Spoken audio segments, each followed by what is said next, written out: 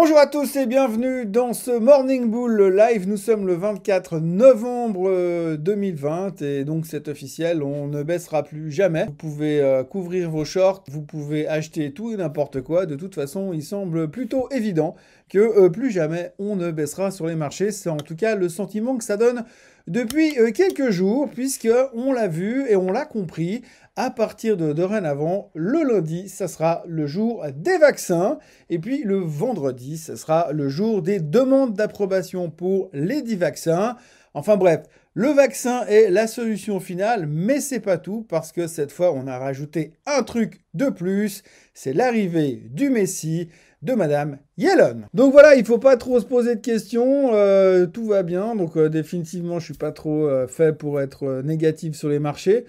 Ça fait quelques jours que je me sens pas à l'aise parce que j'ai l'impression qu'on s'essouffle, mais il y a toujours une bonne nouvelle quelque part qui soutient le marché et on voit clairement que pour l'instant on n'est pas vraiment dans une euphorie parce que quand on regarde un petit peu la performance des marchés européens hier, c'était un petit peu mou, on finit quand même légèrement en baisse, enfin moins 0,7% sur l'Europe, c'est pas la fin du monde non plus, mais on sent quand même qu'il y a une certaine faiblesse de ce côté-là. Donc du coup, enfin de fatigue, pas de faiblesse, excusez-moi du terme, mais on sent vraiment que le marché pour l'instant il est hyper bullish et il prend que les bonnes nouvelles. Alors c'est fascinant, c'est hyper intéressant à analyser aujourd'hui parce qu'on voit clairement que on regarde même plus ce qui est en train de se passer au niveau du Covid, au niveau des nombres de contaminations, au niveau des décès, au niveau des surcharges hospitalières. Avant on ne parlait que de ça et puis alors là depuis quelques jours, mais plus rien n'a bip de ce qui peut se passer au niveau du Covid, puisqu'en ce moment, effectivement, eh bien, on est en pleine euphorie, puisqu'on sait maintenant qu'on va non pas avoir un vaccin, pas avoir 2 vaccins, mais 3 vaccins. Alors, soit le troisième qui a été annoncé hier matin, qui avait été préannoncé vendredi, parce qu'il ne faut pas qu'on soit trop surpris non plus, et qui a été annoncé hier matin définitivement n'est pas aussi génial que les vaccins de Moderna ou de Pfizer. Ce qui serait intéressant de voir maintenant, enfin de voir surtout à l'avenir, c'est comment on va les distribuer et qui va recevoir quoi comme type de vaccin. Parce qu'on a le Moderna qui fait 95%, voire un peu plus d'efficacité. On a Pfizer-BioNTech qui font pareil.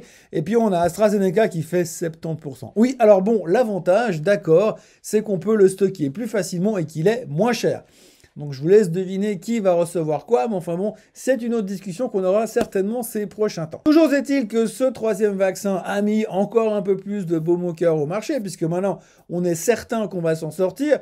Donc maintenant le but de tout le monde, ou le but du marché, c'est d'imaginer que entre maintenant et le moment où on sera tous immunisés par le vaccin, parce qu'il ne faut pas se leurrer, ça va devenir obligatoire visiblement. En tout cas, il y a déjà pas mal de monde qui est en train de se positionner pour en tout cas pas être obligatoire, mais forcer quand même les gens qui veulent quand même sortir de leur propre pays avoir l'obligation de se vacciner. Enfin, c'est une autre discussion. Mais enfin, pour l'instant, le temps qu'on arrive à cette immunité collective globale, eh bien, on se dit, c'est pas très important ce qui va se passer entre deux. Nous, les marchés boursiers, on va déjà anticiper, voire loin, puisqu'on est tous devenus, depuis quelques temps, des investisseurs long terme. Alors, les investisseurs long terme en question, eh bien, vous l'avez vu, ils savaient déjà tous pour les vaccins, on s'est tous fait avoir, tout le monde était au courant depuis bien longtemps. On a vu l'impact finalement de l'annonce a été phénoménal, plus sur les marchés que sur les actions elles-mêmes. Alors, mis à part Moderna et BioNTech qui ont baissé lors de l'annonce, mais qui ont bien récupéré. D'ailleurs, là, on voit déjà le chart de Moderna qui est pratiquement au plus haut de tous les temps. Donc, on voit qu'il y a eu ce trou au début, puis ce rebond derrière, parce que finalement, l'impact réel, l'impact financier pour Moderna sera hyper important pour elle. Même histoire sur BioNTech, qui a aussi eu ce trou et qui repart de plus belle. En revanche, les big pharma comme Pfizer ou comme AstraZeneca, on le voit successivement sur ces deux charts, eh bien l'annonce a été positive un peu avant, voire pendant, en ce qui concerne surtout Pfizer. Et puis, du coup, on s'est redégonflé et on est retour à la case départ. Il est clair que dans la masse de produits que ces deux méga pharma vendent, l'impact financier du vaccin sera limité pour ces deux sociétés. Donc, c'est pas là-dessus qu'il y a le plus de croissance à faire. Maintenant, on va voir comment ça va se comporter parce qu'il y a encore d'autres échéances qui vont arriver au niveau des vaccins. La première étant la dépose de la demande d'autorisation de Moderna qui devrait se faire logiquement le vendredi, puisque c'est le lundi on annonce les vaccins et le vendredi on annonce les demandes d'autorisation. Donc ça, ce sera un deuxième point positif. Et puis après, on aura l'autorisation, parce qu'il ne faut pas se leurrer. Pfizer-BioNTech va recevoir son autorisation assez rapidement. Je ne sais pas quel jour de la semaine ils ont choisi pour annoncer les autorisations FDA, mais ça ne saurait tarder. Donc on va de nouveau avoir des très bonnes surprises, ce qui devrait continuer à faire monter le marché, puisque de toute façon aujourd'hui, qui franchement, sérieusement, a envie de vendre dans ce marché qui va très bien?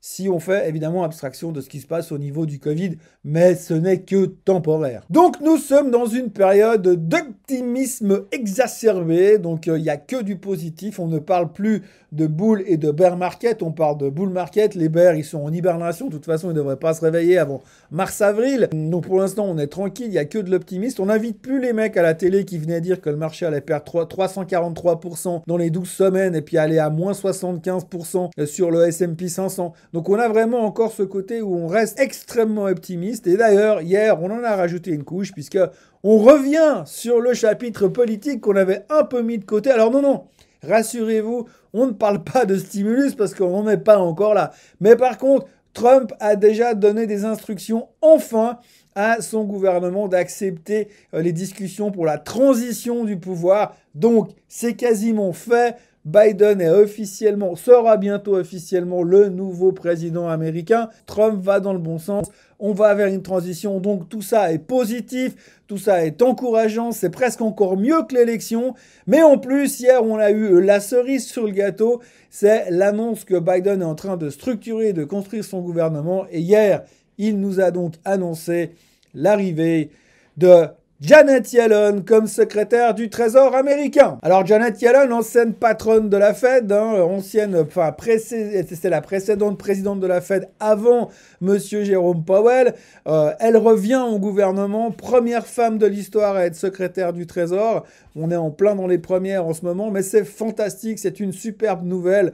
Et en plus, la bonne nouvelle, c'est que vraiment, il fait un gouvernement jeune et dynamique. Elle a que 74 ans, donc c'est vraiment hyper positif pour le marché. Le marché le prend très très bien.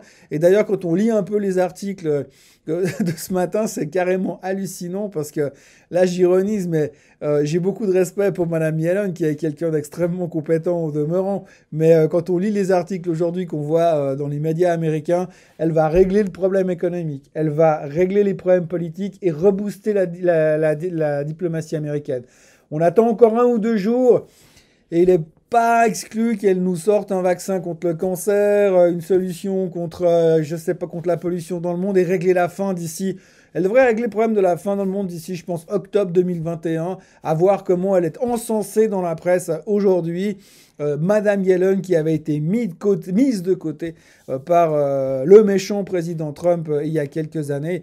Donc du coup, c'est formidable, tout se passe pour le mieux. On a presque l'impression qu'on vit dans un monde, je dirais pas les bisounours, mais on se rapproche de plus en plus d'un Disneyland. On a un peu cette musique de fond où tout va bien. En plus, ça tombe bien, c'est Thanksgiving, c'est bientôt les fêtes de Noël, le rallye de fin d'année. Bon, j'exagère un peu, mais franchement, tout va un peu trop bien quand même. Alors tout va un peu trop bien, un optimisme exacerbé, je l'ai déjà dit avant, ce qu'il faut retenir aujourd'hui. Il y a quand même 2-3 petites choses qui reviennent à droite à gauche, mais bon, pour l'instant on s'en préoccupe pas trop. C'est comment les campagnes de vaccins vont être mises en place, donc ça c'est quelque chose qui stresse un petit peu.